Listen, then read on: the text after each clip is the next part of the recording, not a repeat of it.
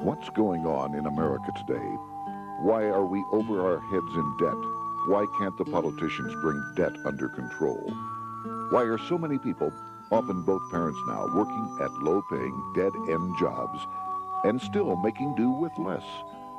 What's the future of the American economy and way of life? Why does the government tell us inflation is low when the buying power of our paychecks is declining at an alarming rate? Only a generation ago, bread was a quarter, and you could get a new car for $19.95. The problem is that since 1864, we've had a debt-based banking system. All our money is based on government debt. We cannot extinguish government debt without extinguishing our money supply. That's why talk of paying off the national debt without reforming our banking system is an impossibility. That's why the solution does not lie in discussing the size of the national debt, rather it lies in reforming our banking system. This is the Federal Reserve headquarters in Washington.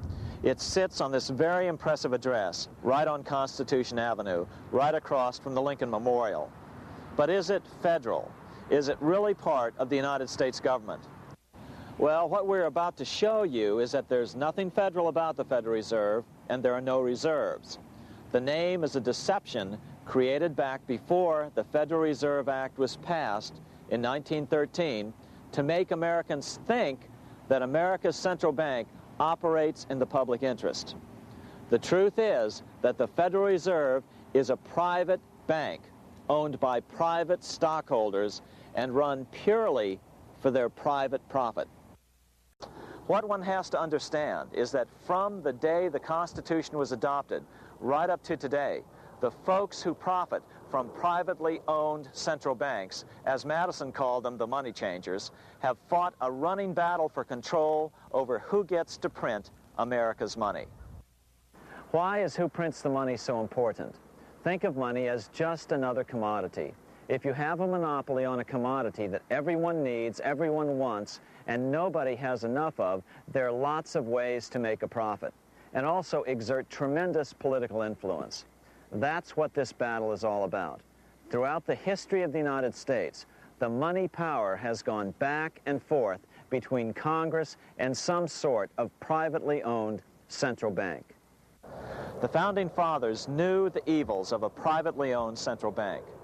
First of all, they had seen how the privately owned British central bank, the Bank of England, had run up the British national debt to such an extent that Parliament had been forced to place unfair taxes on the American colonies. The battle over who gets to issue our money has been the pivotal issue throughout the history of the United States. Wars are fought over it, depressions are caused to acquire it. Yet after World War I, this battle was rarely mentioned in newspapers or history books. Why? By World War I, the money changers, with their dominant wealth, had seized control of most of the nation's press. Throughout U.S. history, this battle over who gets the power to issue our money has raged. In fact, it's changed hands back and forth 8 times since 1764, yet this fact has virtually vanished from public view for over 3 generations behind a smokescreen emitted by Fed cheerleaders in the media.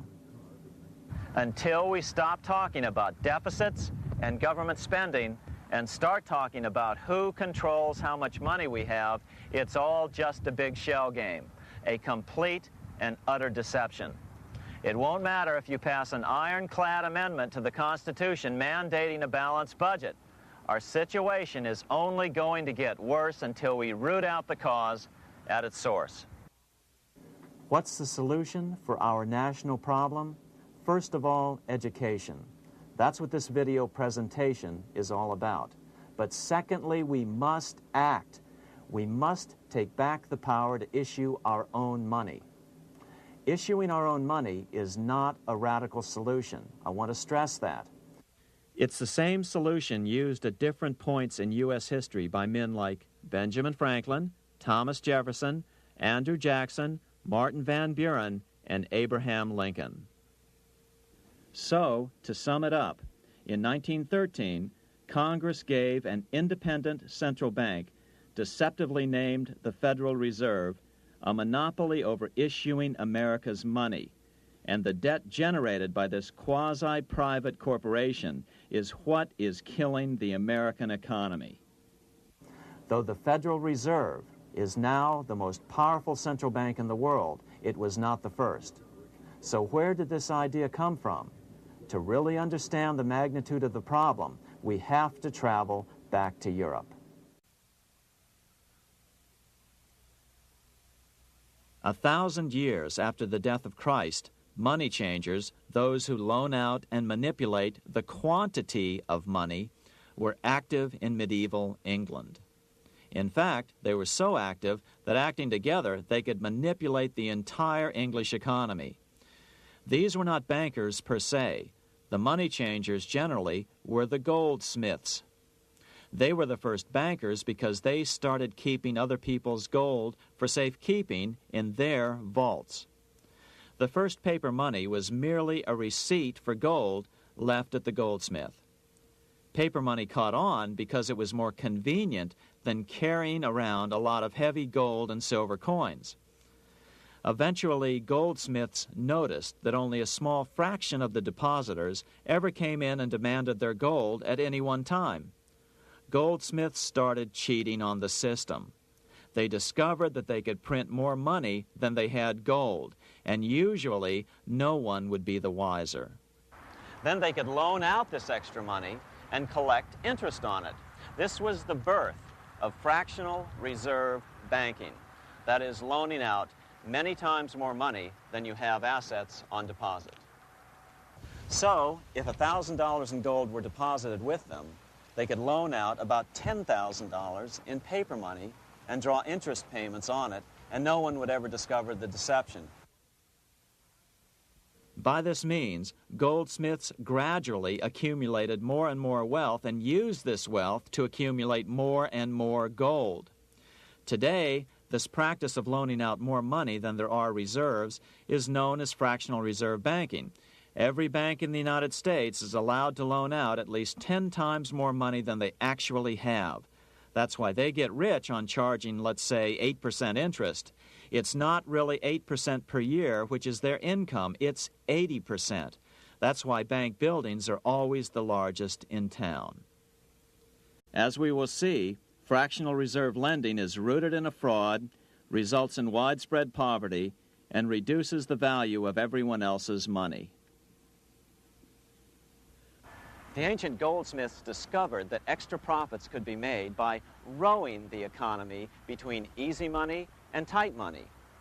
When they made money easier to borrow, then the amount of money in circulation expanded. Money was plentiful. People took out more loans to expand their businesses. But then the money changers would tighten the money supply. They would make loans more difficult to get. What would happen? Just what happens today. A certain percentage of people could not repay their previous loans and could not take out new loans to repay the old ones. Therefore, they went bankrupt and had to sell their assets to the goldsmiths for pennies on the dollar. The same thing is still going on today. Only today, we call this rowing of the economy up and down the business cycle.